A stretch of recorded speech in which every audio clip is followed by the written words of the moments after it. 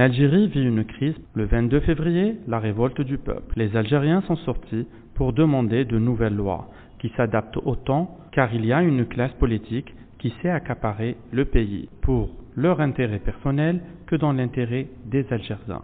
Les Algériens cherchent un avenir meilleur. La corruption fait aujourd'hui cas de plus d'opportunités. L'économie du pays est fagotée par cette même classe politique qui partage la rente pétrolière, et c'est ça que veulent dénoncer les Algériens. Radio des Sans Voix reçoit M. Morad Amini, cadre au ministère de l'Intérieur. C'est moi la voix. Non, c'est moi la voix. Non, c'est moi la voix. Nous sommes la voix. Nous sommes tous la voix des Sans Voix. Bonjour Monsieur Amini. Bonjour Monsieur, donc c'est Morad Amini, assistant technique spécialisé principal aux transmissions nationales au niveau du ministère de l'Intérieur. Oui. Vous avez été relevé de vos fonctions le 25 juillet, comme c'est mentionné sur la correspondance du ministère. Exactement, oui, il y a une décision de suspension de mes fonctions. Donc c'est une suspension provisoire en attendant mon procès. Monsieur Amini est un activiste et militant des droits de l'homme. Exactement. Donc, ça dérange un peu, surtout que la situation actuelle du pays. Donc le fait d'avoir donc un fonctionnaire d'un ministère donc qui agit en même temps donc pour les libertés et droits de l'homme et tout, en quelque sorte ça dérange l'ordre établi, le fonctionnaire modèle que l'État algérien et le pouvoir algérien voudraient avoir. Donc c'est pour cela en quelque sorte qu'il y a eu ce ciblage sur ma personne. Avez-vous eu des harcèlements après avoir fait l'appel pour rejoindre le mouvement populaire du 18 mars 2019? Il y a eu des harcèlements avant le 22 février ou bien après, ou bien c'était après votre appel? Avant le 22 déjà, j'activais donc en mon nom, et donc c'est sans ma fonction ni rien, c'est en mon nom donc, et en ma qualité de citoyen algérien et pris de justice. Donc à chaque fois qu'il y a donc une manifestation pour les libertés, une manifestation donc pour un droit et pour une justice, donc à chaque fois je marquais ma présence, comme ce fut le cas donc lors des rassemblements, par exemple donc des familles SOS disparues, comme ce fut le cas aussi lorsque les Algériens sont sortis pour dénoncer le 4e mandat, et je suis sorti aussi en 2017 où j'étais arrêté donc pour avoir réclamé l'application de l'article 102 de la Constitution algérienne. Là c'était en septembre 2017, j'étais arrêté. Au niveau donc professionnel, en ce temps-là donc il y avait juste une enquête administrative. J'ai répondu donc par des questions très claires. C'était un questionnaire à l'époque. À l'époque, c'était juste un questionnaire où je parlais des libertés et donc mon droit constitutionnel. Donc ça a été pris en ce temps-là, donc il n'y a pas eu de suite. Mais après mon appel, donc le 18 mars, juste après, donc on n'a pas aimé le fait qu'un fonctionnaire du ministère de l'Intérieur, fait appel à ses collègues pour rejoindre le FERAC, qu'on appelle le FERAC. Oui. Donc ils n'ont pas apprécié ce geste-là. Donc on a réussi à tenir l'institut au niveau de la Grande Poste, et ce qui n'a pas été du goût donc du secrétaire général à l'époque, et qui se trouve actuellement ministre de l'Intérieur, ou ministre de l'Intérieur, comme j'aime bien la qui est derrière ces harcèlements? C'est des collègues ou bien des responsables de votre corporation? Non, c'est le secrétaire général, M. Tahmoul Falahdine, qui est actuellement le ministre de l'Intérieur. Oui. Aussi, j'ai vu qu'il y avait un parent à M. Bedoui. Il n'y avait pas de parent à M. Bedoui, l'ex-ministre, et qui est actuellement ministre? Donc pour la correspondance à l'origine de ma suspension, il se trouve que c'est la direction générale des ressources humaines qui a adressé un courrier à ma direction générale où je travaille. Il se trouve que le directeur des ressources humaines, c'est un monsieur Bedoui. Oui, c'est un neveu peut-être du ministre. Oui, c'est son neveu, son cousin, son frère, je ne sais pas. Mais il se trouve que c'est un proche à Bedoui, le Premier ministre, qui est tout récent au niveau du ministère de l'Intérieur. Sa nomination à la DGRH, elle est faite juste après le 22 septembre. Donc pour moi-même, ce monsieur était légitime. Hein. Monsieur Morad Amini a toujours crié fort ce système mafieux, bien avant le 22 février. D'ailleurs, vous étiez contre le 4e mandat, est-ce que je sache? Est-ce que vous pouvez nous parler de la situation à cette époque-là? Est-ce que vous étiez harcelé ou bien... À cette époque-là, donc, je sortais, la situation elle était vraiment très tendue, très difficile. C'était très difficile d'afficher pour le simple citoyen déjà son refus du 4e mandat.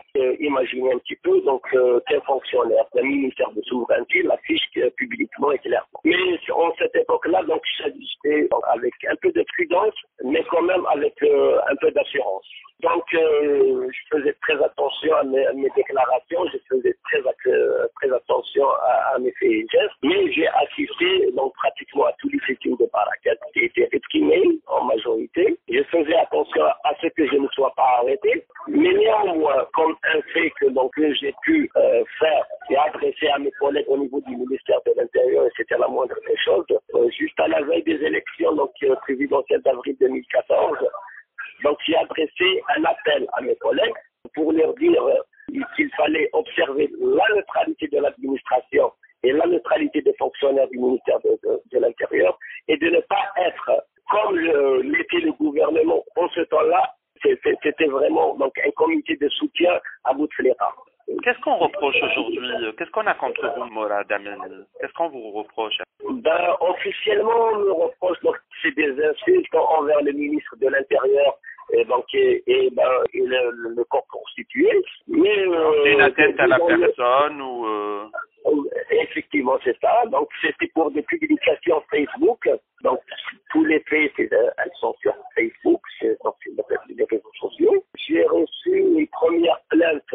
C'était le commissariat de Sigaïch, donc, dont je suis issu, dont je suis originaire, mais je ne suis pas résident à Sigaïch, à la Béjaïa. Donc, je reçois un premier appel et je m'attendais à ça. J'ai répondu donc au téléphone de mes interlocuteurs en leur expliquant que je ne suis pas donc résident à Sigaïch, que la plainte, si elle doit se faire, elle doit se faire à Alger. Par la suite, donc, il y a eu une deuxième plainte déposée donc, au niveau donc, de la cybercriminalité de Babzoua.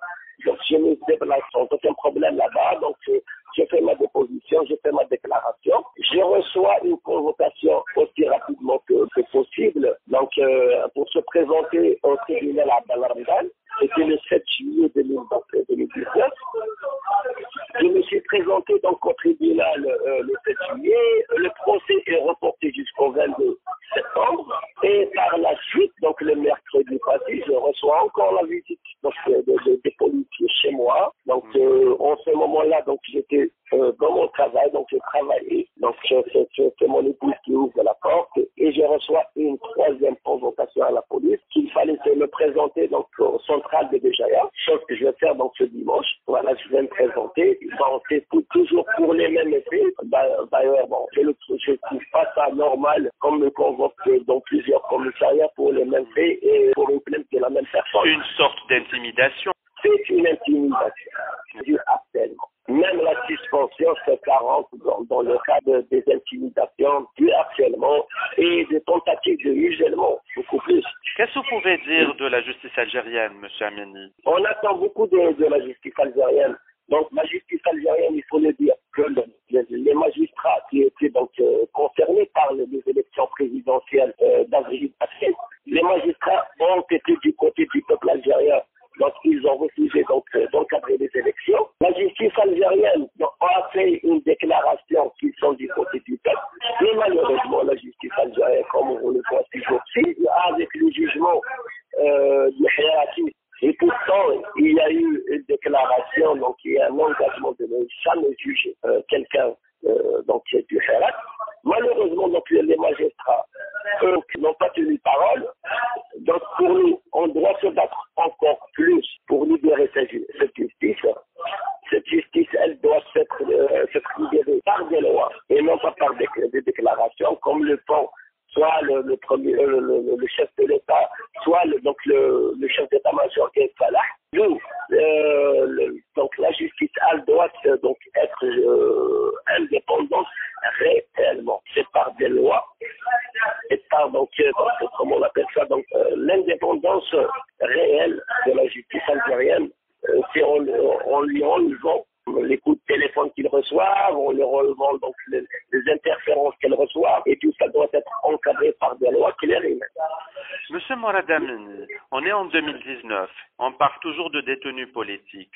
On parle toujours de délits d'opinion. Pourquoi, à votre avis, on procède à ces méthodes d'intimidation à des journalistes et des militants des droits de l'homme? Vous savez, il y a des personnes qui, dans leur tête, ils sont toujours dans les années 70, il faut le dire. Ils n'ont pas cette notion qu'on est actuellement en 2019. Eux, ils ont fait aux années 70. Ils croient toujours à l'État soviétique, ils croient toujours, c'est un problème temporel pour eux. Maintenant, soit ils se rendent compte que ce peuple veut sa liberté, soit ils se rendent compte que ce peuple ne pourra jamais reculer, qu'il est décidé et déterminé à aller jusqu'au bout, jusqu'à sa libération réelle.